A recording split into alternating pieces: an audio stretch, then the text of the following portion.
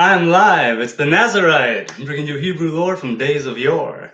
So I want to talk about vanity and the counterpart, humility, if it is the counterpart, and about pride. So I'll start by saying that our sages in the Talmud say that a Talmid Chacham, meaning a student, a scholar, a sage, needs to have 1 in 64 of pride. He needs to have this quality, but only 1/64th, a very small amount, whether you take that literally, figuratively, esoterically, because all of those do have meanings. I mean, you could derive different things from that line. The very, very simple idea is even someone who pursues a righteous life needs to have some degree of pride. And pride is not the same as vanity, but I'm calling this vanity because it's a slippery slope. And it's difficult to know sometimes when you're inside of it where you are. And pride is a very hurtful thing.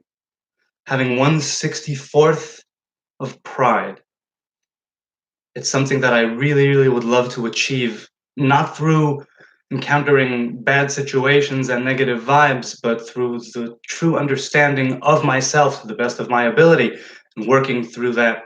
Again, not giving it that kind of precision, maybe. I don't consider myself a precise individual where I'd measure it out somehow and then go for that 1 in 64.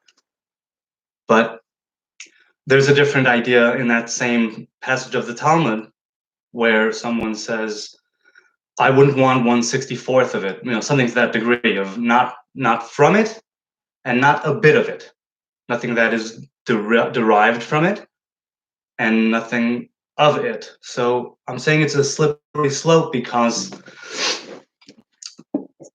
humility is the source of all good qualities and attributes. In my opinion, it is the key to opening many doors. Having the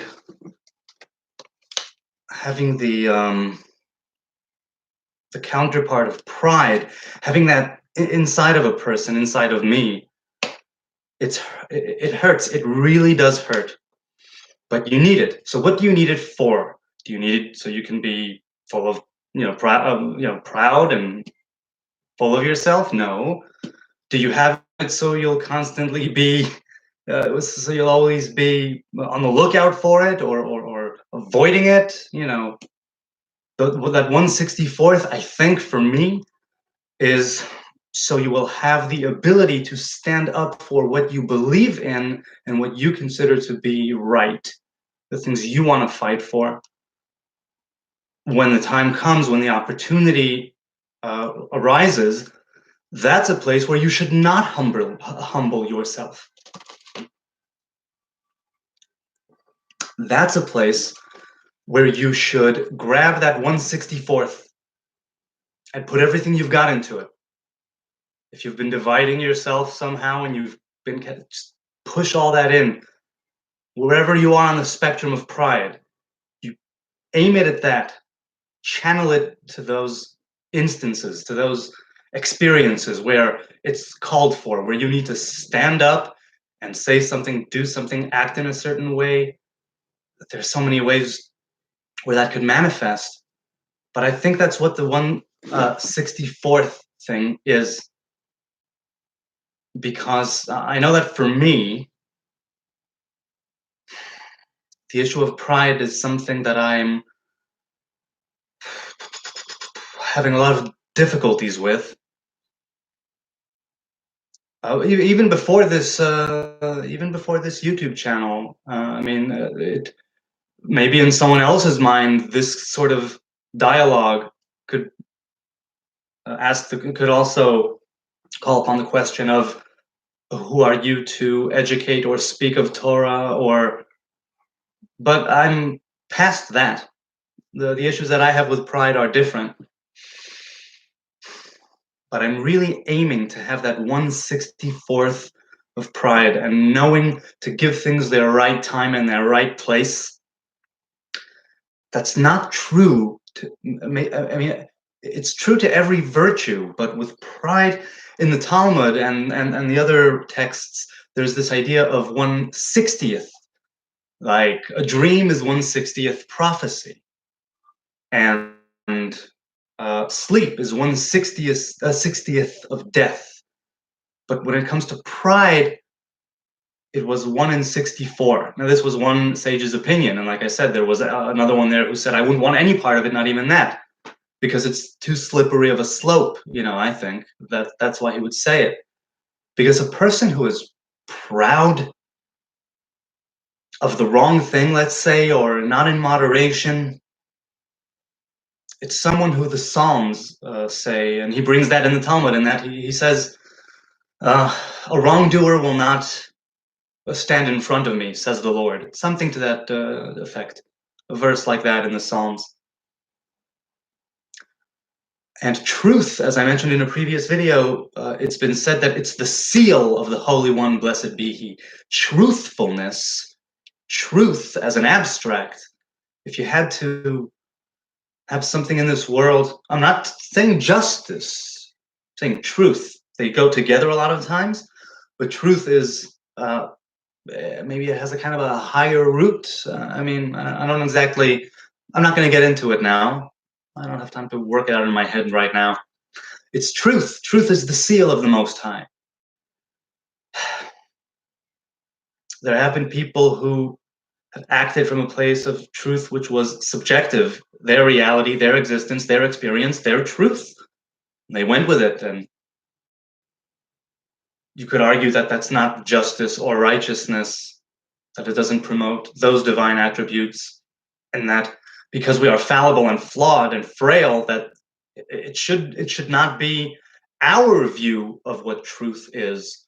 There's supposed to be this divine truth. If you're going to say that truth is the seal of the Most High, you're asking me to kind of tell me what truth, to tell myself what truth is. And we can do that to a certain degree, but it won't necessarily line up. So what is it? And another name for Torah is truth. Now, this is not to say that every single verse there is something I consider to be a truth in its very basic form. There are things there that we don't do. We don't have slaves anymore. There are no Hebrew slaves. It says so in the Torah. Don't you want to fulfill the commandment of setting him free? No, I'd rather not have slaves. Things of that nature. Torah is truth. I see it as a great truth because I take what I want from it. I'm a cafeteria Hebrew man, as I've said before. I take what I want from the Torah. I'm proud of that. It took me a long time to get past that orthodoxy that I'm still a part of, but I don't consider myself one. So it took me a while to get over that because I had to get over it. There was something on the other side I had to discover, and that's not the truth in every single word or verse as the Orthodox Rabbinical Judaism sees it, as a tradition even sees it. It's the truth in the principles that I decide to acquire and incorporate into my being. That is my truth because it's what I manifest. And so that's it, because it's my truth. It's how I see it. That's what I manifest. Truth is the seal. And you should be proud. And if you're leading a righteous life, or if you want to do a righteous deed, regardless of your life, the opportunity presents itself. Be proud of what you're about to do. You don't have to show it, but it needs to be there for you inside, for you to stand up for yourself and do the right thing, say the right thing, act in the proper way, whatever the situation calls for. Vanity. I did a Reddit AMA, and I might be doing another one sometime. Not ruling it out. It was fun. And someone there said something that I saw coming. And they said, you're being vain right now, doing an AMA about your vow. And I replied very plainly, saying, look, if I wanted to be vain about it, I would have done it maybe at the beginning. I'm 9 or 10 years into it by now, and I was simply moved to do this AMA, to engage. It's not a thing of pride. Vanity, it's such a slippery slope from being proud of yourself for certain things to boasting about them. Even, there are times when you do it for damage control reasons, where you need to feel good about something. So you do it, and you know you're doing it, and it's a very conflicting kind of emotion. But at times when you feel that it's the right thing to do and you know it, that's when you employ that 1/64th of pride that the Talmud mentions. That's when you're a sage and a scholar, when you know how to give things the right place, the right time, the right measure. 1/64th is something that we should possess, to be proud, not vain, but proud, and know where to put that in there. Know where to where we want to infuse it. Whether it's something that we do every day, whether it's something where, like I said, the opportunity presents itself. There are things I do that I'm proud of. There are things I do that I'm not proud of, and I would like to own them both.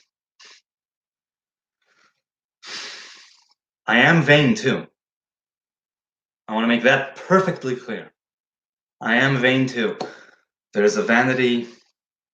I'm not going to get into my personal vanity right now, but there is a side of me that I know for sure is vain. And I'm trying to become more real about it. And I'm trying to become a better person in spite of it. I really am. It's the middle of the week, and a few more days till Shabbos, till the weekend. In the meantime, let's be proud of certain things. And what the things that we're not proud of, let's try and turn that around bit by bit, day by day, thought by thought. Because it happens. And it's all always in transition. And wherever you start aiming it now is where it ends up later. The trajectory is infinite, you know. You change a little bit and it goes in a whole other direction in the long term. So let's be proud of those things that we can change, and let's do what we can. God bless.